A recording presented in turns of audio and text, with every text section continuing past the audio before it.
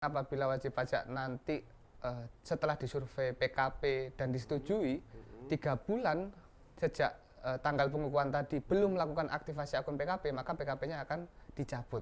Yang keempat, yang paling enak nih, sudah tidak perlu lagi datang ke sini nantinya, yaitu permintaan nomor seri faktur pajak. Podcastmu, podcastnya Malang Utara. Never stop sharing. Halo nawak pajak, jumpa lagi dalam podcastmu Never Stop Sharing.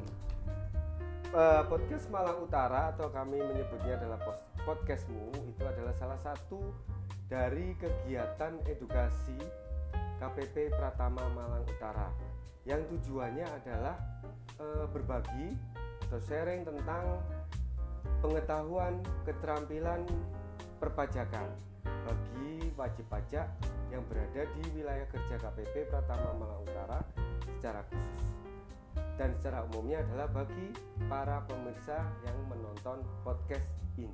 Sebelum berlanjut, izinkan saya memperkenalkan terlebih dahulu. Perkenalannya nganggo basa Jawa iki, Mas. Monggo, Mas. Tuku ketan nang Norwegia, sugeng tepang nami kula Andreas Adianta. Ketemu maneh ndek podcast MU, edukasi pajak kanggo dirimu. Ayo dong. Piye kabare, Mas? Sehat-sehat ya? Alhamdulillah, baik, sehat-sehat. Agak pilek ini ya. Semoga semuanya sehat dan bahagia. Demikian Amin. juga dengan pemirsa yang menonton podcast Malang Utara ini. Kali ini kita akan membahas tentang pengusaha kena pajak atau yang disingkat dengan PKP. Tetapi saya tidak sendiri, saya ditemani dengan teman-teman saya ini 2 orang, yang salah satunya adalah penyuluh pajak, yang satunya adalah yang membidangi PKP, pengukuhan PKP. Ya, tadi ya. Monggo sebelumnya memperkenalkan diri dulu dari Mas Septi dulu. Perkenalkan, nama saya Septianus Dwi, fungsional asisten penyuluh KPP Pratama Malang Utara. Monggo, Mas. Perkenalkan, nama saya Karisma Ajirama, saya bertugas di survei PKP. Wah, mantap Mas. Oke, pertama kali saya ingin bertanya dulu ke Mas Septi. Boleh. Mengenai pengusaha kena pajak atau yang kita sering sebutnya PKP itu sebetulnya bagaimana? Apa? Nah, jadi ini Mas, sebelum masuk ke PKP, kita harus tahu dulu pengusaha itu apa, gitu loh. Nah, menurut Undang-Undang PPN nomor 42 tahun 2009, sebagaimana telah dirubah dengan Undang-Undang Harmonisasi nomor 7 tahun 2021, pengusaha adalah orang pribadi atau badan usaha yang dalam kegiatan usahanya itu menjalankan atau menghasilkan barang, menjual barang, mengekspor, mengimpor barang, seperti itu. Nah, sedangkan pengertian pengusaha kena pajak sesuai dengan Undang-Undang PPN pasal 1 yaitu melakukan penyerahan barang kena pajak atau penyerahan barang kena pajak yang dikenai pajak berdasarkan Undang-Undang PPN. Seperti itu, Mas. Oke, berarti pengusaha yang melakukan penyerahan barang kena pajak atau PKP atau penyerahan jasa kena pajak atau JKP itu PKP. Belum tentu. Belum tentu ya? Jadi nggak semuanya itu bisa dianggap itu yang menyerahkan itu PKP. Gitu, Mas. Berarti apa batasannya bahwa dia disebut PKP atau bukan? Jadi begini, untuk batasannya itu ada di PMK 197 tahun 2013. Nah, di situ PKP atau pengusaha wajib melaporkan usahanya ya. Wajib melaporkan usahanya dikukuhkan sebagai PKP apabila sampai dengan 1 bulan dalam tahun pajak jumlah penghasilan brutonya telah melebihi 4,8 miliar. Seperti itu. Dalam 1 tahun itu ya? Ya, jadi ada batasnya. Apabila wajib pajak itu disebut ke PKP ketika batasnya di atas 4,8 miliar itu wajib dikukuhkan sebagai PKP gitu. Kalau di atas 4,8 miliar dalam 1 tahun itu wajib. Iya. Berarti kalau yang di bawah 4,8 miliar itu tidak wajib. Tidak bisa, belum tentu Mas gitu. Jadi gini, meskipun yang di bawah 4,8 miliar itu sebenarnya mereka bisa mengajukan pengukuhan secara mandiri gitu. Mengajukan secara mandiri. Jadi di atas 4,8 miliar itu dia wajib, di bawah 4,8 miliar dia bisa mengajukan. Kenapa? Karena ketika wajib pajak di bawah 4,8 miliar mengajukan bertransaksi atau bekerja sama dengan bendahara ataupun BUMN, mereka wajib dikukuhkan sebagai PKP. Jadi nggak serta merta di bawah 4,8 mereka nggak bisa atau nggak boleh, bisa, tapi dengan mengajukan permohonan secara mandiri. Mengajukan secara mandiri, sukarela gitu ya. Iya. Oke, wah menarik juga ya. Jadi kalau secara logika kan kalau dia jadi PKP itu artinya kan ada kewajiban tambahan ya, namanya kewajiban PPN ya. Iya, benar sekali. Otomatis ada effort lagi untuk melaksanakan kewajiban perpajakannya. Benar. Tetapi dia tetap mau mengajukan pengukuhan PKP. Iya. Ternyata karena dia ini ada transaksi dengan bendahara daerah, bendahara pusat, instansi pemerintah lah kita sebutnya, ataupun dengan BUMN seperti itu. Mereka kan karena kan bendahara pemerintah itu wajib memungut PPN dan PPh ketika mereka melakukan transaksi. Jadi karena sebab itu wajib yang namanya wajib kan berarti harus tuh wajib pajak yang belum PKP atau yang ketika belum PKP ya monggo mendaftarkan diri meskipun wajib pajak itu belum mencapai penghasilan 4,8 miliar seperti itu. Berarti itu salah satu keuntungan menjadi PKP itu bisa bertransaksi dengan instansi pemerintah atau BUMN, BUMD gitu ya. Ada keuntungan lain mungkin? Ada Mas, karena ketika wajib pajak sudah PKP itu dianggap bahwa pengusaha mempunyai sistem yang legal secara hukum gitu. Maksudnya lebih taat membayar pajaknya. Karena dengan dukungan PKP yang dimana kewajiban pelaporan PPN-nya itu setiap bulan ada tidak ada kegiatan. Benar sekali, ada tidak ada kegiatan mereka wajib tuh melaporkan pelaporan PPN. Nah dengan itu maka kewajiban yang lain akan ikut kayak pelaporan PPh yang 21, SPT tahunan, PPh yang lainnya, maka mereka akan mengikuti itu seperti itu kan lebih bagus lah kita anggapnya. Kemudian dapat yang kedua itu kan tadi dapat melakukan transaksi dengan pihak instansi pemerintah gitu. Terus yang terakhir nih, mereka dapat mengkreditkan pajak masukannya gitu. Dengan mengkreditkan pajak masukan ini, maka mereka dapat mengurangi beban pajak keluarannya mereka. Jadi pembayaran PPN-nya bisa lebih kecil. Bisa sebagai pengurang ya. Bisa sebagai pengurang itu keuntungan jadi PKP. Ketika wajib pajak itu membeli barang, kan itu dianggapnya sebagai mereka pajak masukannya. Ketika mereka menjual barang kan pasti harganya lebih tinggikan. Nah, tidak serta-merta ketika menjual barang itu nantinya pas pada waktu pelaporan PPN dia langsung membayar segitu. Tidak, nanti dihitung dulu di pelaporan PPN-nya gitu. Nanti ketika pelaporan PPN-nya pajak keluaran dikurangi pajak masukan, itulah pajak yang harus dibayarkan. Berarti mungkin sederhananya PPN pada saat misalkan saya beli atau kulaan itu, PPN itu bisa dikurangi sebagai pengurang ya? Iya benar. Oke. Makanya banyak kalau pas kita lagi di Habdas itu banyak sekali BPWP yang daftar atau minta dikukuhkan sebagai PKP walaupun untuk omsetnya masih di bawah 4,8 miliar. Iya. Oke, baik. Oke, sekarang saya pengen bertanya ke Mas Aji. Ini Mas Aji. Tadi Mas Septi kan sudah menjelaskan tentang pengusaha kena pajak itu seperti apa, keuntungannya. Nah, kalau Mas Aji kan sehari-hari bidang pekerjaannya adalah pengukuhan PKP ya. Betul. Oke, bisa diceritakan mungkin dari proseduralnya seperti apa untuk pengukuhan PKP itu? Jadi begini Mas Andri, untuk pengukuhan PKP ini ada dua prosedur untuk pengajuannya. Yang pertama, berkas itu bisa dikirim melalui pos. Yang kedua, berkas bisa diajukan langsung ke loket TPT di KPP Pratama Malang Utara. Nah, untuk persyaratannya, untuk di sini saya bagi jadi dua. Jadi yang pertama untuk PKP orang pribadi (WPOP), yang kedua PKP WP Badan. Nah, untuk yang pengusaha orang pribadi, persyaratannya adalah formulir PKP, yang kedua fotokopi KTP, yang ketiga fotokopi paspor dan kitas atau kitab bagi WNA. Jadi untuk mengganti WNA bisa ya jadi bisa, PKP ya. sebagai pengganti KTP-nya tadi. Terus fotokopi kartu NPWP, denah lokasi usaha. Nah, untuk denah lokasi usaha ini bisa menggunakan Google Map, bisa di screenshot. Oh, Di Google situ. Map, screenshot Ya, Google Map ya. betul. Oke. Terus selanjutnya adalah foto lokasi usaha. Hmm. Selanjutnya soft file pas foto terbaru wajib pajak. Jadi itu yang soft file nanti, bukan hard copy. Nah, terus yang selanjutnya adalah telah menyampaikan SPT tahunan 2 tahun terakhir untuk wajib pajak orang pribadi. Seperti itu. Dan tidak memiliki tunggakan pajak. Seperti itu. Kalau ada tunggakan harus diberesi dulu ya. Harus dibayar dilunasi ya. dulu, betul. Oh, iya, iya, iya.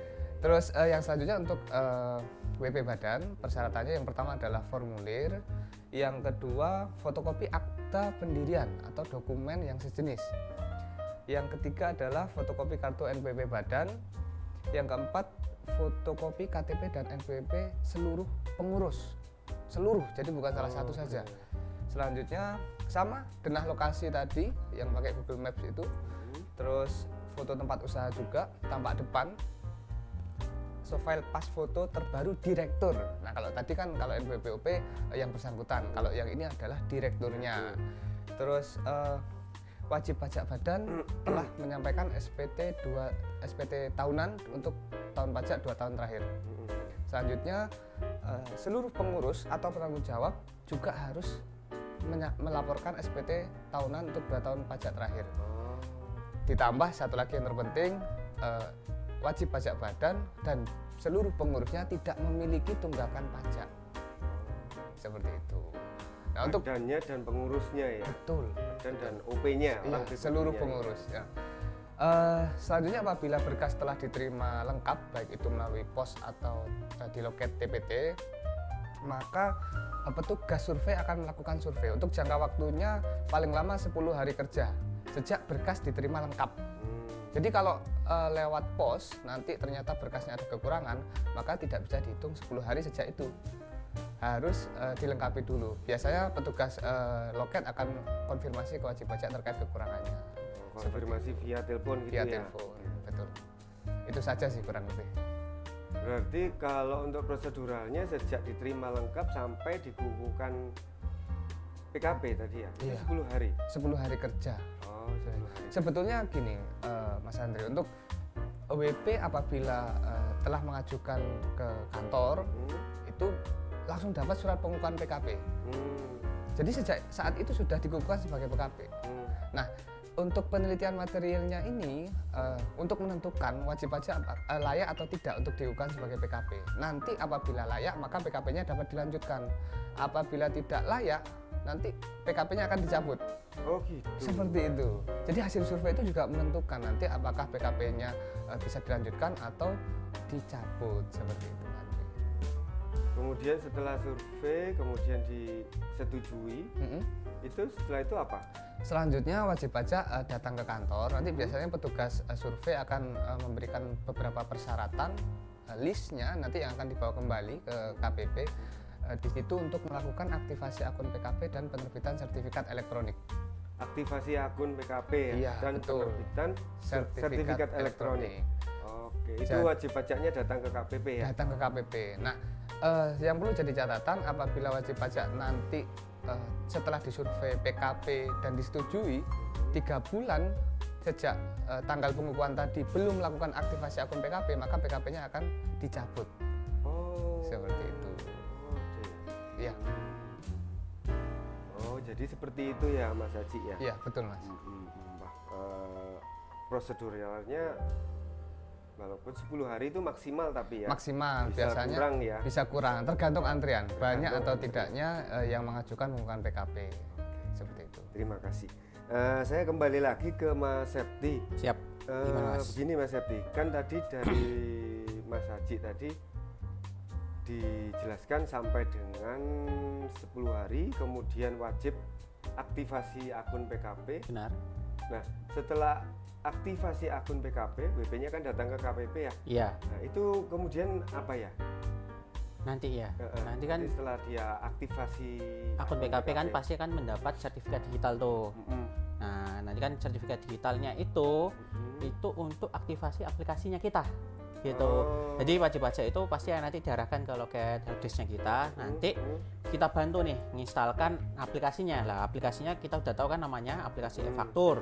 Nah, nanti kita jelaskan juga web apa yang digunakan. Jadi selain menjelaskan nanti bagaimana cara pembuatan fakturnya, bagaimana permintaan nomor serinya, terus pemberitahuan kapan daluarsa sertifikatnya, terus bagaimana cara nanti permintaan kembali permintaan untuk perpanjangan sertifikat. Nah, jangan lupa ya Mas ya, sertifikat itu habis 2 tahun sekali. Sertifikat digital. Oh, ada masa berlakunya ya. Sertifikat digital itu ada masa berlakunya cuma 2 tahun tuh. Jadi wajib pajak bisa mengajukan perpanjangan lagi 1 bulan sebelum daluarsa. Oh, berarti 1 bulan sebelum habisnya masa berlaku itu harus sudah diperpanjang gitu ya? Ya, benar Mas. Jadi 1 bulan. Jadi gini, kenapa kita minta 1 bulan sebelumnya? Karena kebanyakan wajib pajak ketika wajib pajak itu lupa, ya, entah lupa atau bagaimana, pas ketika habis sertifikat digitalnya, masa berlakunya, mereka baru mengajukan. Nah, di situ pasti banyak masalah. Yang pertama, ketika dia lupanya ternyata udah akhir bulan waktu pelaporan. Nah, itu ketika dia mau mengajukan kan dia nanti bisa terlambat, wajib pajak bisa terlambat melaporkan SPT tahunannya gitu, SPT PPN-nya gitu. Terus wajib pajak juga nanti bisa terlambat juga untuk batas waktu pengupload faktur itu juga ya. Faktur juga kan itu kan enggak, ini kan mereka kan diburu akhirnya. Padahal kan atas keterlambatan itu kita udah beritahu bahwa 1 bulan sebelumnya sudah bisa mengajukan gitu. Sertifikat elektronik. Nah, begitu kawan pajak ya. Jangan mepet-mepet ya. Nah, kemudian terkait pemenuhan kewajiban PPN-nya nih. Beberapa kali itu kan sering kita temui ya. Wajib pajak itu datang wajib pajak PKP datang ke KPP, ke helpdesk. Dia sudah bawa surat tagihan pajak. Nah, ternyata dia tidak lapor SPT masa PPN. Nah, padahal kan walaupun tidak ada kegiatan usaha, tetap harus lapor gitu kan ya. Lapor spesialnya info kan pertama kali ya. Tidak ada pekerjaan atau tidak ada penghasilan ya. Ketika wajib pajak itu sudah PKP, mereka wajib melaporkan SPT PPN-nya. Nah, oleh sebab itu untuk menghindari STP ini bagi wajib pajak ya, bagi wajib pajak yang sudah PKP dimohon apabila wajib pajak itu meskipun tidak ada penghasilan itu wajib karena tagihannya dendanya lumayan ya. Iya, lumayan. 500.000 ya. 500.000 per bulan. Lupa 2 kali aja udah 1 juta nih Mas. Oke, nah baik itu tadi tentang kalau tidak lapor ya, dendanya 500.000. Iya, benar. Nah, sekarang pelaporannya bagaimana? Apakah pakai seperti kalau lapor SPT tahunan itu pakai web? Iya. Atau bagaimana? Nah, gini. Untuk wajib pajak yang PKP ya Mas ya. Untuk wajib pajak yang sudah PKP itu sebenarnya kita kasihnya ada 3. Yang satu namanya aplikasi e-fakturnya. Itu untuk wajib pajak membuat faktur pajak. Nah, sejak 2022 ini untuk pembuatan faktur pajak melalui aplikasi faktur pajak. Nah, kemudian mungkin aku tambahin ya. Ketika wajib pajak membuat faktur pajak itu ada batas waktunya Mas sekarang. Gitu, ada batas waktunya sesuai Per 3 2022 sebagaimana telah dirubah jadi Per 11 ya tahun 2022. Itu wajib pajak itu sudah ada batas waktu upload. Jadi batas waktu uploadnya yaitu tanggal 15 bulan berikutnya. Gitu. Jadi sekarang ada 2 batas waktu. Yang pertama batas waktu uploadnya tanggal 15 bulan berikutnya. Terus batas waktu pelaporannya akhir bulan berikutnya. Itu jadi sudah tidak ada lagi faktur pajak mundur nih. Gitu. Nah, yang kemudian ada namanya kita kasih 2 web. Yang satu e-faktur.pajak.go.id. Nah, itu web yang pertama ini itu untuk wajib pajak download sertifikat digitalnya apabila hilang ya, bisa download di situ. Yang kedua untuk melihat profilnya wajib pajak. Yang ketiga perpanjangan. Nah, permohonan perpanjangan itu tidak hanya permohonan saja. Mereka wajib pajak ini harus mengajukan melalui e-faktur.pajak.go.id untuk perpanjangan ya. Itu. Terus yang keempat yang paling enak nih, sudah tidak perlu lagi datang ke sini nantinya, yaitu permintaan nomor seri faktur pajak. Oh, secara online ya? Secara online. Nah, itu web yang pertama. Secara online ya, tapi mungkin ya banyak wajib pajak yang tidak tahu bahwa permintaan nomor seri faktur pajak ini itu ada syaratnya. Ada syaratnya. Jadi gini, syaratnya wajib pajak itu harus melaporkan 3 bulan terakhir laporannya. Gitu. Jadi wajib pajak yang lupa melaporkan ya mohon maaf, ketika mereka wajib pajak meminta pasti akan ada tulisan mohon dilaporkan pelaporan 3 bulan terakhir. 3 bulan terakhir. Seperti itu. Jadi untuk permintaan nomor seri faktur pajak meskipun secara online tetap mengikuti aturan seperti itu, wajib melaporkan seluruh pelaporannya 3 bulan terakhir ya. Kemudian yang terakhir yaitu untuk pelaporan. Nah, dulu itu pelaporan SPT PPN ngikut ke DJP online gitu. Namun ternyata dari kantor pusat kayaknya karena servernya terlalu banyak, data terlalu banyak masuk, akhirnya dipisah. Untuk faktur pajak, wajib pajak akan dikasih akses pelaporannya di web strip efaktur.pajak.go.id. Itu khusus saja. Jadi satu aplikasi, 2 website. Nah, untuk pelaporan ini datanya akan langsung tertarik dari aplikasi e-fakturnya. Jadi apapun yang wajib pajak masukkan di aplikasi e-faktur, faktur-fakturnya, pajak masukan, pajak keluaran, ketika membuat di web e-fakturnya, mereka akan langsung tersedot itu datanya. Jadi semuanya akan pasti sama itu. Nah, pernah nih kejadian tidak sama antara yang yang dilaporkan dengan yang ada di datanya itu. Kemungkinan kita bilang kemungkinan ya, kalau kemungkinan itu karena ada database yang hilang. Gitu. Ada yang pernah kayak gitu. Mas, ini kok di pelaporan saya fakturnya 4. Tapi kok di faktur saya di database cuma 3. Nah, itu pasti ada hilang database-nya. Jadi pernah nggak sengaja ke delete atau gimana gitu. Itu bisa wajib pajak bisa meminta ke kita permintaan data faktur, nanti kita kembalikan agar fakturnya sama gitu. Seperti itu, Mas.